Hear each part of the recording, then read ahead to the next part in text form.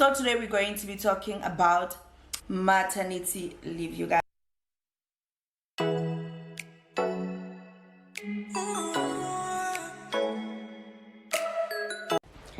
Hey zihlobo zami, welcome back to my channel. You're chilling with the girl Patricia in Tombia Wantovu. Thank you so much for the love, for the support. It really means a lot. If you're new to my channel, please do the right thing and click on that subscribe button. Don't forget to follow me on socials. I am at Patricia_right. So today we're going to be talking about maternity leave. Maternity leave, you guys. I know that this is very tricky to a lot of people, and I think people don't know their rights. People don't know what they're entitled to, what they're not entitled to, what they should do and what they should not do. So I am here for all that, to give you all this information for you to know actually, right? So according to the law, you are entitled to 4 months unpaid leave. You had it right, 4 months unpaid leave. However, the employer can choose to pay for your maternity leave or not.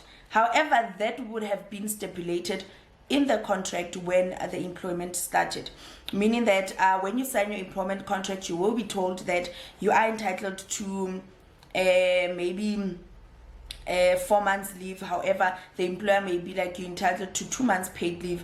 They can choose to say, the 2 months we pay, the 3 months we pay half, 70%, 50%, or we don't pay at all. It's up to the employer. There's no obligation on the employer's side for them to pay you for your maternity leave, you guys. So get it right. I know a lot of people are like, no, I was pregnant and they refused to pay me. What does your employment contract say? So that's what's important. If it says that you are entitled to it, then you might have a case. If it does not say anything, then you're not entitled to anything, right? However, the nice thing about it is that if you're paying your employer is paying UIF on your behalf, then you can claim from the UIF, which is the unemployment fund. And let's say you can claim, let's say your employer is paying you 70%. If you see that the 70% is not enough to meet your daily needs, because of you were used to earning this amount, then you can claim the 30% from the UIF, right? If not, if the employer is not paying anything, you can claim from the UIF, and the UIF can decide how much they're giving you. However, I advise people to say, if you see that you're about to go on maternity, a month before you leave, make sure that you get your everything in order. Go to your Department of Labor centers to claim and everything, because I know that there's documents that your employer has to give you, or they will give you, that your employer has to sign.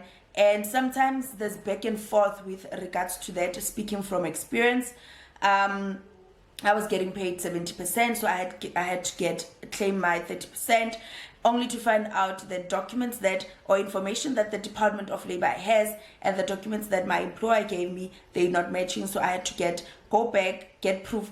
I ended up even getting my first payment the month I went back to work, though I had money, you guys, because it's my salary plus the UF. But at that time, when I was on maternity leave, I was like, I was suffering. You know, I didn't have money. It was very difficult. So I would advise people to do it prior. And obviously, the UIF will then require, they will put it directly in your account. They will want you obviously to get certain documents from the bank for you to prove that that's your account and everything. Then they will pay. Then what happens is that you can also choose to take your maternity 6 months, provided that it's due to a medical condition, which is a doctor will give you a medical certificate to say that, no, you're not fit because of this and that, then you must take 6 months, right? However, the employer is not obliged to pay you the other 2 months.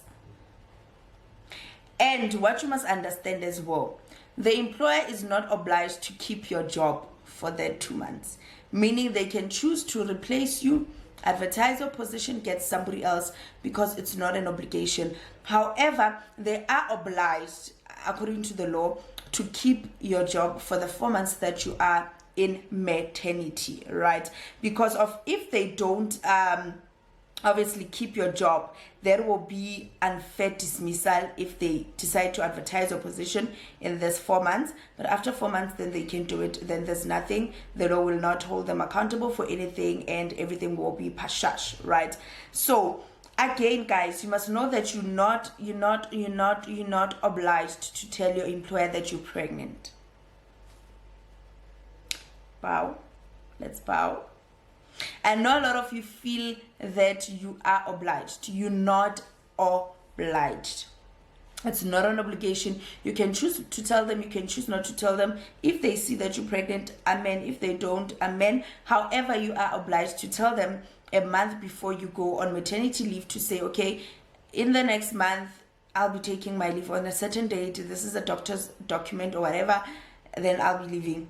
Then that's a reasonable notice for you. But to say, yo, I'm pregnant, I don't know how to tell my employer, it's not an obligation. Your employer has nothing to do with your womb, your uterus, it's yours, it's personal. It has nothing to do with them. However, you are obliged to notify your employer, provided that your duties require, hey, they are dangerous. Let's say you are an electrician. Let's say you those people that fix bulbs, street lights, and you have to go up and stuff, or you work in mining, you have to go underground, or you are an engineer. Such jobs require for you to tell your employer so that your employer can find for you an alternative role. Yes, according to the law, your employer has to find for you an alternative role, be it admin, be it, I don't know, but those dangerous jobs, your employer can't. If your employer forces you to go to the ground or do those heavy duties while you're pregnant, then you can obviously report them. Yes, you can report them, but I know we have something that is called a victimization in the workplace, of which that's a topic for another day, because employers like victimizing people, especially if you're still coming back. They'll show you flames.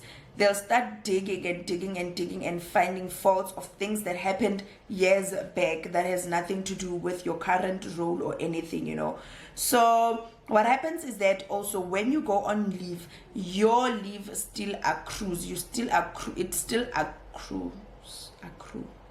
Meaning that if you on leave for 4 months, and according to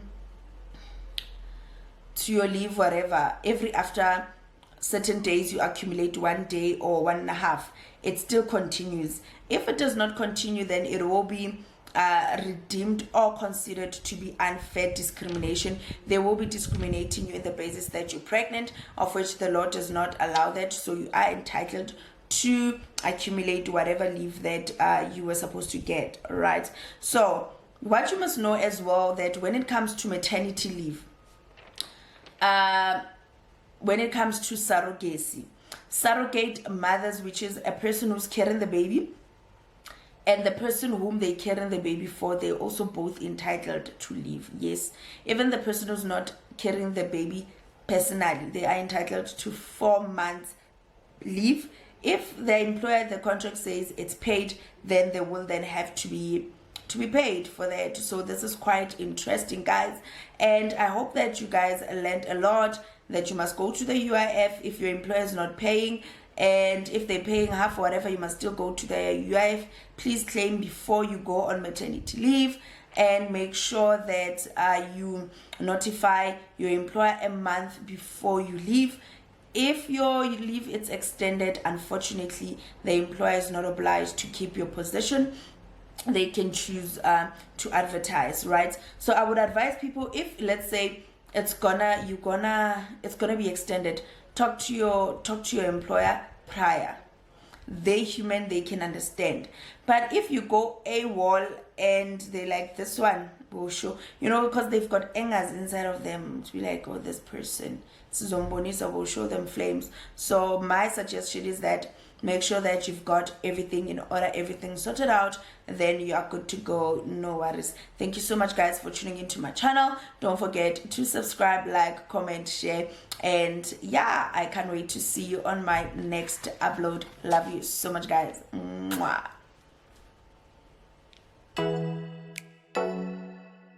Ooh.